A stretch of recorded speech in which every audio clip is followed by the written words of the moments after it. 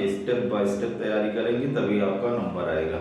तो हमारा जो सबसे पहला इंपॉर्टेंट टॉपिक है वो आपका है रिस्ट्रिक्शन एंजाइम। रिस्ट्रिक्शन एंजाइम के बारे में आपको पढ़ना है। इससे आपका 3 क्वेश्चन बनता है। सबसे पहले what is the restriction enzyme. तो जब भी हम रिस्ट्रिक्शन एंजाइम की बात करेंगे तो इसमें सबसे पहले ये एंजाइम को किस ग्रुप में इसको रखा गया है। The restriction enzyme are placed in the nucleases group. Nucleases क्या होता है? Those enzyme which work on the nucleic material. जो डीएनए और आरएनए के ऊपर वर्क करते हैं उनको हम क्या कहते हैं? न्यूक्लियेजेस कहते हैं। और ये जो न्यूक्लियेजेस होते हैं दे आर ऑफ 2 टाइप। ये आपके कितने तरह के होते हैं? 2 तरह के होते हैं। पहला जो होता है उसको हम कहते हैं एक्सो न्यूक्लियस और दूसरा जो होता है इसको कहते हैं इंडो न्यूक्लियस। जैसा कि नाम से ही क्लियर है, एक्सो का मतलब क्या हो गया? अल्टीमेटली ये न्यूक्लियस का मतलब होता है जो डीएनए और आरएनए दो ही आपके न्यूक्लिक मटेरियल होते हैं। इनको जो काटते हैं या इन पे जो वर्क करते हैं, इनकी जो ग्रोथ को रोक देते हैं वो न्यूक्लियस कहलाते हैं। अब इसमें पहला हो गया exonuclease. Those enzyme which can be restrict the growth of the DNA. Here, in other words, we can say that these enzymes can be cut the DNA at their terminal. जो आपका DNA होता है ये आपका हो गया DNA। इस तरह से हम अगर बना देते हैं तो वो जो एंजाइम जो इसके एकदम टर्मिनल पोर्शन से या तो यहाँ से या तो यहाँ से DNA को ब्रेक कर देते हैं, काटते हैं, इसको हम क्या कहते हैं? एक्सोन्यूक्लियस कहते हैं। इन रेफरेंस टू बायोटेक्नोलॉजी इसका कोई रोल ही नहीं है, क्योंकि हम बायोटेक्नोलॉजी में डिजायर जीन को सर्च करते हैं और वो जीन्स क्या होंगे? इनसाइड द डीएनए के अंदर कहीं पर भी हो सकते हैं। तो दूसरा जो होते हैं endonuclease. Those enzyme which cut the DNA. ये क्या होते हैं? वो एंजाइम होते हैं अगर ये आपका डीएनए है सपोज दैट, तो ये वो एंजाइम होते हैं जो इसको डीएनए में ही से ज्यादा जगह पर कहीं से भी काट सकते हैं इंटायर लेंथ में, not in the terminal position. Entire length में अगर ये काटते हैं तो इनको हम क्या कहते हैं? इंडोन्यूक्लियस कहते हैं। अब पहला जो इंडोन्यूक्लियस एंजाइम था जो खोजा गया था वो आपका कौन सा था?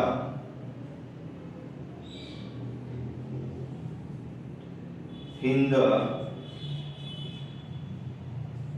सेकेंड। एक और आपका है BAM बॉम सेकेंड। हिंद सेकेंड जो था ये पहला एंजाइम था जो सबसे पहले जो है खोजा गया था।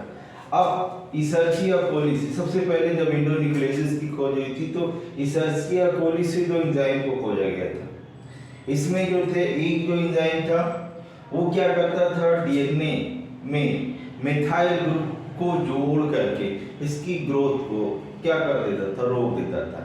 बैक्टीरियोफेज, खास करके बैक्टीरियोफेज पर वर्क जब किया गया तो एक बैक्टीरियोफेज में इंटायर लेंथ पर कहीं पर भी मिथाइल ग्रुप को जोड़ करके जीनोम को क्या करता था? डिस्टर्ब करता था। और दूसरा जो था जो खोजा गया था वो क्या करता था? डीएनए को स्पेसिफिक जगह से क्या करता था? ब्रेक कर देता था। और ये जो डीएनए को स्पेसिफिक जगह से ब्रेक करता था इसी का नाम रखा गया रिस्ट्रिक्शन एंजाइम। अब अगला क्वेश्चन आता है, यहाँ ही आपका हो गया। दूसरा होता है how can restriction enzyme work. पहला जो ये जो क्वेश्चन है ये कैसे काम करता होगा? How can restriction enzyme can be work. तो जब हम रिस्ट्रिक्शन एंजाइम की स्टडी कर रहे थे या जो भी साइंटिस्ट थे जिन्होंने स्टडी किया तो उन्होंने पाया कि ये जो रिस्ट्रिक्शन एंजाइम्स होते हैं ये इंटायर लेंथ में डीएनए में अंदर की तरफ कुछ स्पेसिफिक जगह होती है, बेस पेयर का सीक्वेंस होता है और ये जो सीक्वेंस होता है उसको स्पेसिफिक सीक्वेंस, या इसी को हम कह सकते हैं रिकॉग्निशन सीक्वेंस कहते हैं। ये जो रिस्ट्रिक्शन एंजाइम्स होते हैं डीएनए में, जिस जगह से डीएनए को ब्रेक करते हैं, या ये मॉलिक्यूलर सीजर की तरह काम करते हैं, जहां से काटते हैं उसको हम क्या कहते हैं, रिकॉग्निशन सीक्वेंस कहते हैं, या ये स्पेशल सीक्वेंस होते हैं। और इन जनरल रिसर्चिया कोली के लिए या इन सेकेंड के लिए ये जो रिकॉग्निशन सीक्वेंस होता है, they are the 6 base pair. 6 base pair का रिकॉग्निशन सीक्वेंस होता है।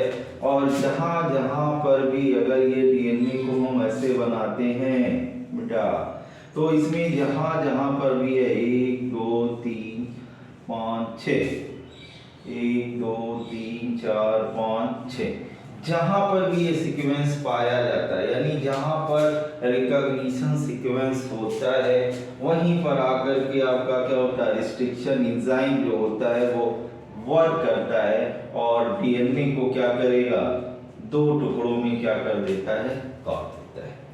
अब ये जो रिकॉग्निशन सीक्वेंस होता है, they are the specific for the different type of the restriction endonucleases and a well known or well common recognition sequence is called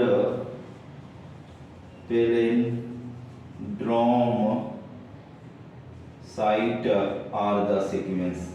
ये question आता है यहाँ से, palindrome sequence क्या होता है? It is the sequence in which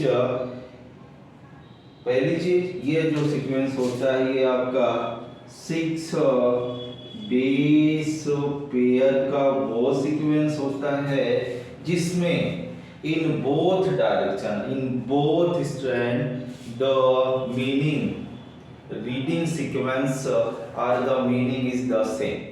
like जैसे आपका हो गया, और पहली चीज ये हो गया कि ऐसा बेस सीक्वेंस जिसमें किसी भी स्ट्रैंड में एक ओरिएंटेशन से 3 to 5 ईयर तो 3 to 5 ईयर, या 5 to 3 ईयर तो 5 to 3 ईयर, अगर हम उसको रीड करते हैं तो प्रोनाउंसिएशन जो होता है वो आपका क्या होगा, अगर सेम आता है तो इसको हम क्या कहते हैं, पैलिंड्रोमिक सीक्वेंस कहते हैं। फॉर द इसर्चिया कोली, इसर्चिया कोली के रेफरेंस में पैलिंड्रोमिक सीक्वेंस क्या होता है,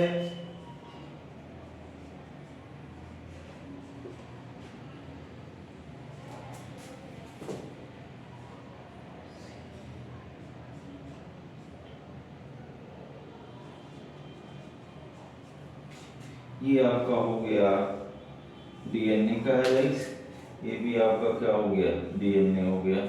ये आपका 3 prime 5 position and that is the 5 prime 3 position. तो 3 to 5 ओरिएंटेशन में या 5 to 3 ओरिएंटेशन में अगर हम पढ़ते हैं, यहाँ पे देखते हैं 3 to 5 क्या हो रहा है, गेटा सेम मीनिंग आती है, और यहाँ से 3 to 5 करते हैं, once again it is the गेटा। तो अगर ऐसा बेस सीक्वेंस जिसमें मीनिंग सेम आती है, it is not matter whether we consider the strand 3 to 5 or the 5 to 3, both cases if the same pronunciation is arise, then this is called the palindrome sequence। and certain restriction enzyme which recognition sequence is the palindrome, they can be first time investigate, search, and when they found, they can break the DNA in the palindrome sequence। अब कैसे break करता है, at the away from the center, centre से हट करके जहां पर both the base pair are the same, एक जैसा होता है, जैसे यहाँ पे हो गया तो ये इस तरह से हो गया, यहाँ पे जी एंड सी, और ये वाला जो दूसरा हो जाएगा it is also this is the G and C, और इस तरह का जो कटिंग होती है ये किसके द्वारा होती है? रिस्ट्रिक्शन इंडोन्यूक्लियेसेस के द्वारा होता है, चाहे वो इन सेकेंड हो गया, चाहे इको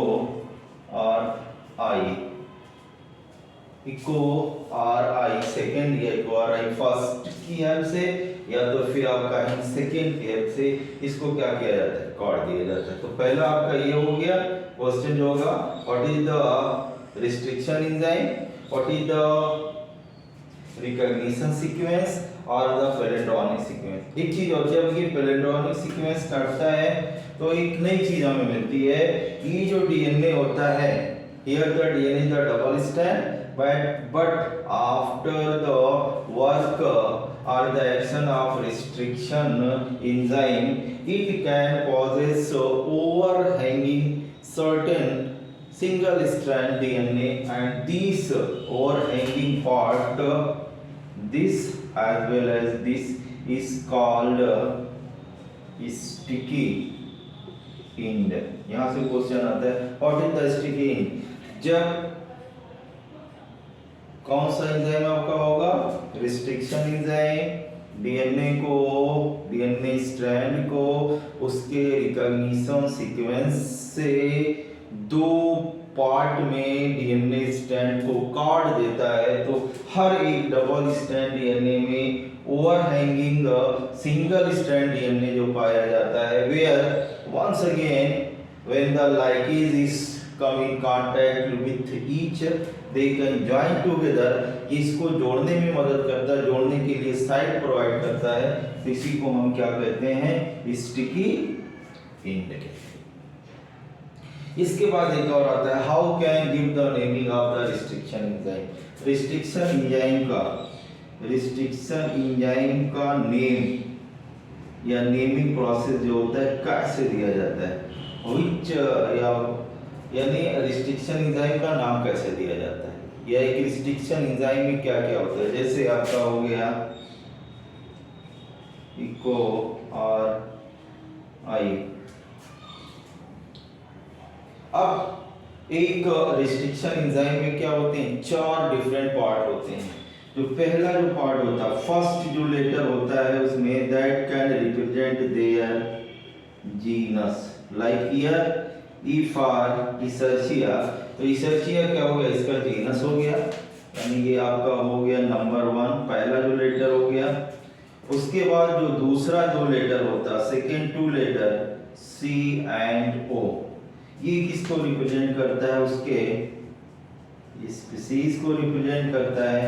इसके बाद जो तीसरा लेटर होता है, ये आपका क्या करता है? उसके स्ट्रेन को रिप्रेजेंट करता है, यानी आर जो होगा ये इसको की रिप्रेजेंट करेगा, स्ट्रेन को, या द आर। और अब ये जो रिस्ट्रिक्शन एंजाइम है, अगर एक ही बैक्टीरिया से एक से ज्यादा रिस्ट्रिक्शन एंजाइम बनाया गया है, तो इसके आइसोलेशन का जो नंबर, रोमन नंबर जो होता है, ये आइसोलेशन की पोजीशन को रिप्रेजेंट करता है, यानी 4 जो होता है, that can show the isolation number that strand from the bacteria. और इस तरह से एक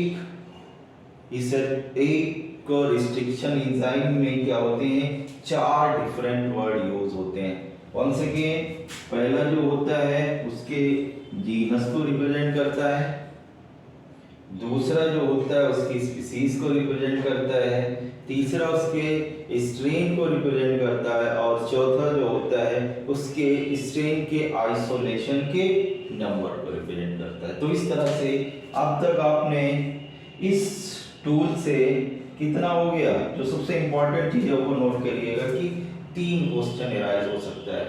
पहला जो क्वेश्चन होगा, सीधे सीधे रिस्ट्रिक्शन एंजाइम क्या होता है, इसका एग्जांपल आपको देना है। What is restriction enzyme, give any 2 example, ये आपका हो जाएगा, कहीं से भी आएगा आप कर ले जाओगे। दूसरा क्या होता है? What is the palindrome sequence. Palindrome sequence क्या होता है? पैलिंड्रोम सीक्वेंस क्या होता है? एंड स्टिकी एंड से आप क्या समझते हैं?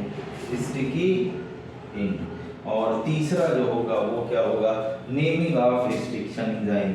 रिस्ट्रिक्शन एंजाइम की जो नेमिंग प्रोसेस होती है, नाम में क्या होता है, क्या क्या वर्ड जो होता है वो यूज होता है। तो this is the first tool in reference to recombinant DNA technology, और वो आपका क्या है, रिस्ट्रिक्शन एंजाइम। इसको हम मॉलिक्यूलर सीजर भी कहते हैं। क्यों? क्योंकि व्हेनेवर वी नीडेड, हम दोनों जो टारगेट डीएनए होता है वो और जो होस्ट डीएनए होता है, तो या जो एलियन डीएनए होता है और जो आपका वेक्टर डीएनए होता है, उसको जिस एप्रोप्रिएट एंजाइम से हम काटते हैं ताकि हमें एक जैसा स्टिकी एंड मिले, उसी को हम क्या कहते हैं, रिस्ट्रिक्शन एंजाइम।